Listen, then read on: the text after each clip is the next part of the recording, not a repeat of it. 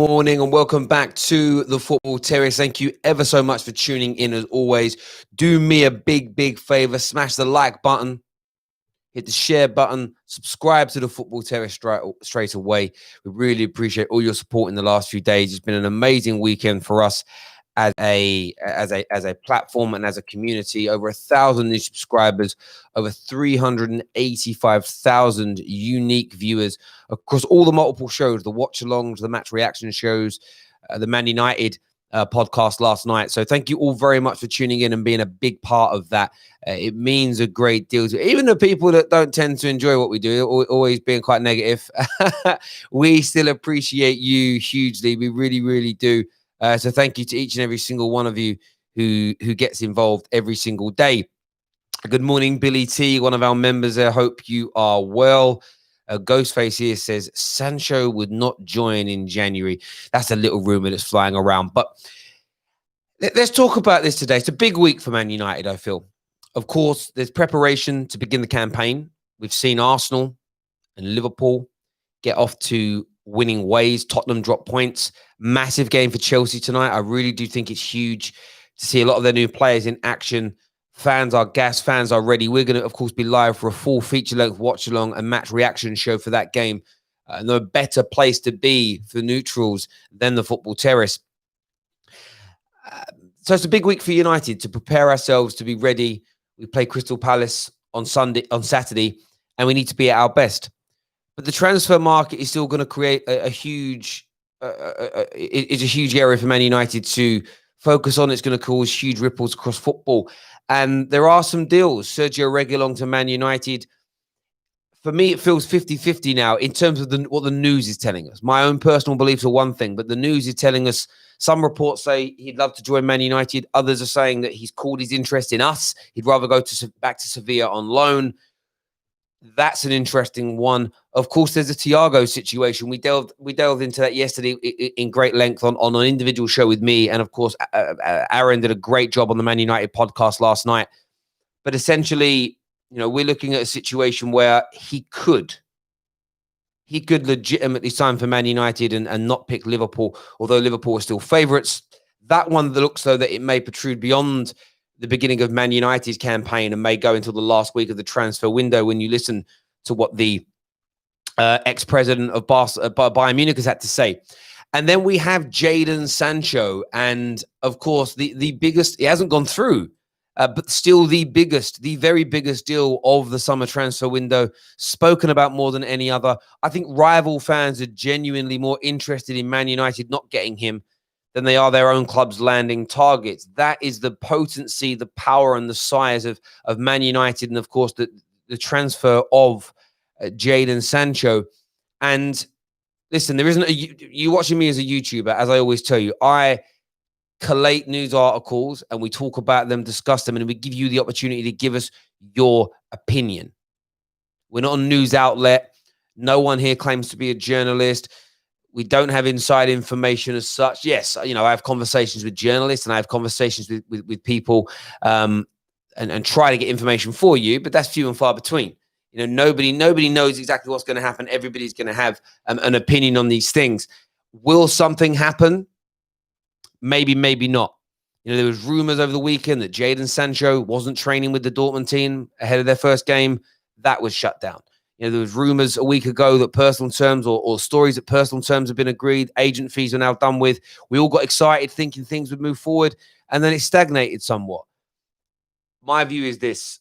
I'm confident that Man United know they have to get this deal done. I'm confident that they're going to back Ollie. There is a big tweet that's come out today from Swiss Ramble, Kieran over there at the Swiss Ramble, talking about, breaking down Manchester United's financial situation. I have not delved into that in great detail, and I'm sure there's some areas that are going to make us feel encouraged, and I'm sure there's going to be areas that are going to make us feel really, really uncomfortable, worried, frustrated, annoyed, and everything else in between. There's no doubt about it in my mind whatsoever. Even just looking at it now, I'm like, I really don't want to even look at it right now. It might put everybody off the transfer market, but I will have a butcher's and a full read and delve into that little bit later on today. But I want, as ever, your views and opinion. I want your views and I want your opinion, because the way I look at it is very, very simple. Most rivals don't think we're going to sign anybody else. A lot of diehard Reds think we will. And then there are some Man United fans that think nothing else is happening. I want your views. I want your opinions over the next 10 minutes in these live comments. Just start reading through them now. Okay. That one's about Tottenham. This is from Eerie Hart, who says, I want Sancho not coming, not because my team are scared of him, but because I want to banter people like you, Terry, like you banter other clubs as your profession. I get that. I understand. I still think there's an element of fear, though. You can protest against it, but I think there is. A big week for Man United, but a quiet week for Woodward and the board. Mate, that's a really good point. Azar here says, morning, Terry. Would love to see you get Angry Rant Man on the show soon. You know, he was on the show a while back. He came on my show a while back, but yeah, maybe we can reach out and do that. David here quotes Fabrizio Romano. Here we go. Jadon Sancho to Man United. Check his Twitter post 2 minutes ago. I wish it was true. I wish that he said that. It'd be amazing if he did, but it hasn't happened as of yet. What are people's thoughts as well on if United can't sign Jadon Sancho, bringing in a Perisic, a Bale, a Costa on loan? Would that appease anybody's appetite? Would that help anyone? Pav here with a super chat says, I'm seeing more Alex Telles links this morning, Terry. What are your thoughts? Look, Alex Telles could happen as well. I mean, remember, it was about a week ago. His agent was supposedly in the UK. We saw him heavily linked with Man United. Then he was heavily linked with Wolves. It is hard to say. It is hard to say. But I do believe Manchester United will make a couple more signings. We have opened the Skype lines if anybody wants to phone in and have their say this morning. We've got about 10 minutes left of the show, so I'd love to hear some opinions on this. I'd love to hear what you're thinking and what you're feeling. I really, really would. It's very, very interesting to me. What's this one here? It's so many. Do you know what? Whenever I start reading about Man United's finances, I just look at it and know that I'm going to get stuck in the biggest hole ever. There's one here that says that Man United have paid 209 million in the last 5 years to fund the Glazers' ownership structure. It's 120 million in interest and 89 in dividends. In fact, in the last 10 years, they've spent an extraordinary 838 million on financing the Glazers' ownership. That's mad, you know. Just think, nigh on £1 billion in the last 10 years has been taken out of Man United. And that's where, rival fans don't get it. That's where rival fans don't understand the frustration we have. We have spent a lot of money on players, but the position that we could be in without them, one, we could have appointed a better board that would have run things better in the last 7-8 years. Plus, that's an extra £800 million. We could have extended a stadium. We could have made season tickets cheaper for fans. You know, we could have bought better players. We could have kept certain individuals. You know, think about how much money's been taken out in the last 10 years and what was taken out before that. You know, you could have turned around to someone like a Cristiano Ronaldo and said, actually, we want you to stay. This had been in 2009. There's £500,000 a week to stay with us. And I don't care how it looks. Like, that's 800 extra million pound of cash that we could have had in the business.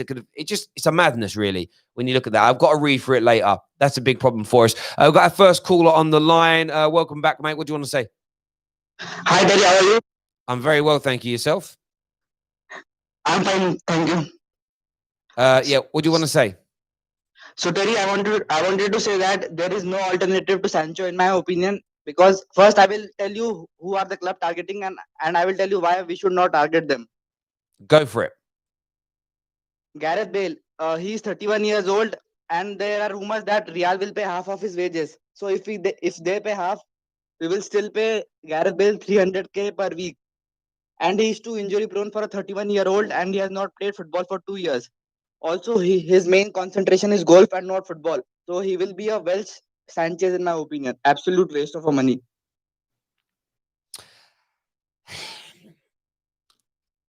I'd be happy to take Gareth Bale on loan. I wouldn't be happy to sign Gareth Bale on a permanent basis due to the injury record.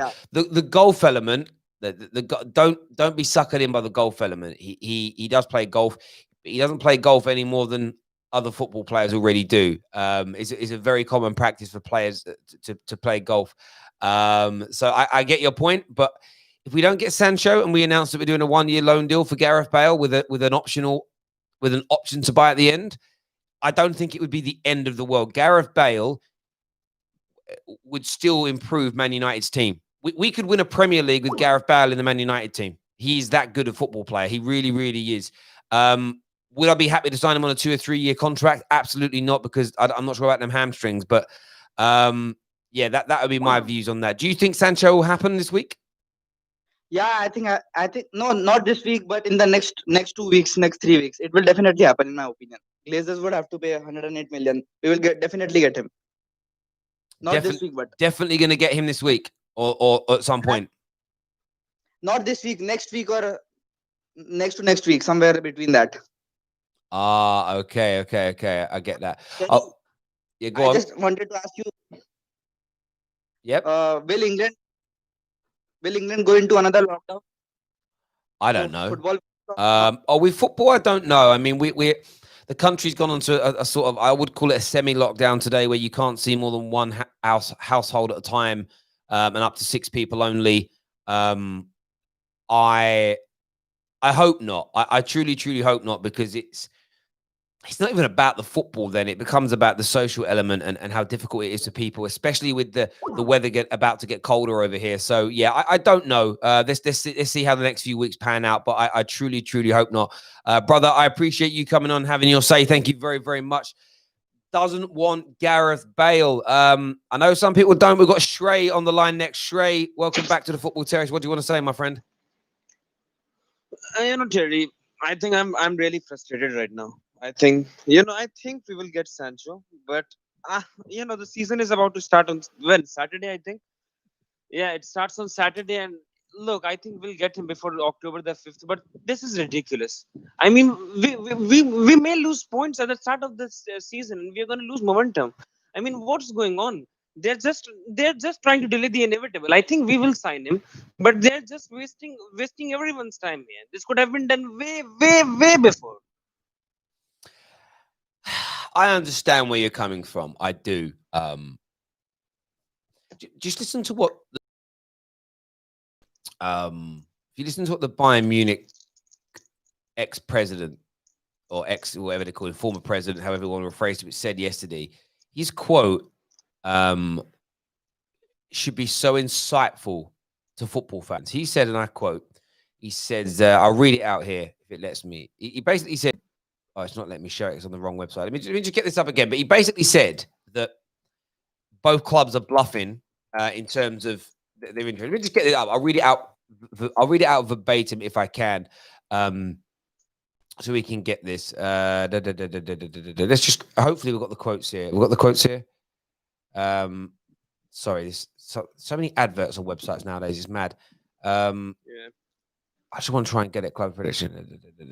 No, this is not the right article. Sorry. I'm just trying to find. There was a legit article that I was reading, and the quotes I think are insightful for football fans. It basically just says, no, this isn't the one. Okay, angry blackmail. Here we go. Right, we'll find it in here. He says, it goes, I think obviously he has an agreement with Liverpool or Man United or both. Now both clubs are bluffing, and no one has contacted Bayern Munich officially. From my point of view, they have no style. They're trying to blackmail us by waiting until the last week when they are going to make a cheap offer. That should be insightful for football fans. That clubs, whether we like it or not, we have to stop looking at football clubs in through these rose-tinted glasses and thinking that they're ever going to run and operate in a way that we would personally want to run and operate them. How we play a computer game, how we play how in an idealistic world we want things to be run. The reason I wanted to quote that is because this guy obviously knows what football's like. He knows that Thaigo wants to leave the club he was president of. They want to get some money in for him. Man United and Liverpool are interested in him, but rather than them just making a bid, the 30 million euros, and getting it done, they're going to try and test the water, because in this situation, okay, you've got Thaigo that's actively told them that he wants to leave. Clubs do not like having players in their squad that don't want to be there. If you've been watching the All or Nothing series, you'll see Daniel Levy talk about this with great regularity. It's not good to have a player at the club whose head isn't in the game. Subconsciously, they don't play hard enough. It can be a distraction in the dressing room. Man United and Liverpool are going to wait until to the 11th hour to try and pick the player up a little bit cheaper. Now that doesn't always work. If you look at the situation, you know, how much we paid for Bruno, how much we paid for Aaron Wan-Bissaka, how much we paid for Harry Maguire, all of those deals we got cheaper than what we were initially quoted by the clubs to sign those players. Whether we got it cheaper in the first instance or we got to do add-ons or installments for the additional amounts, we got things down. And as we know and we've seen today, the Glazers are hemorrhaging tens of millions of pounds a year out this football club, hundreds of millions of pounds over the last 5 years. The club's going to run in a way where it's going to try and save as much money as possible. Now, it's not going back into our pocket. It's not going back into the clubs, but that's how things are being done. And I understand the frustration. I would just say, try to stay as relaxed as possible and not throw your toys out the pram. And I'll tell you as to why. Because what's going to happen next, the next phase of this anger is going to turn on Ollie. Because Ollie isn't going to come out publicly and complain about the lack of signings because he's too professional and he doesn't want to sow a seed of doubt into these players. That's where the anger is then going to go. Ollie's a puppet. Ollie isn't speaking up. Ollie's pretending the squad's good. I now hate him. And then what will happen is, because of that hatred, you're going to start to overanalyze every little nuance of what Ollie's teams do. The starting lineup, the substitutions, how well we pass, the movement of players. You know, did a player fart at halftime or did he not? Did we have coffee at halftime, tea at halftime, fruit juice at halftime? We're going to assess everything with granular detail beyond an area that you need to go into. And it's going to create hate and resentment.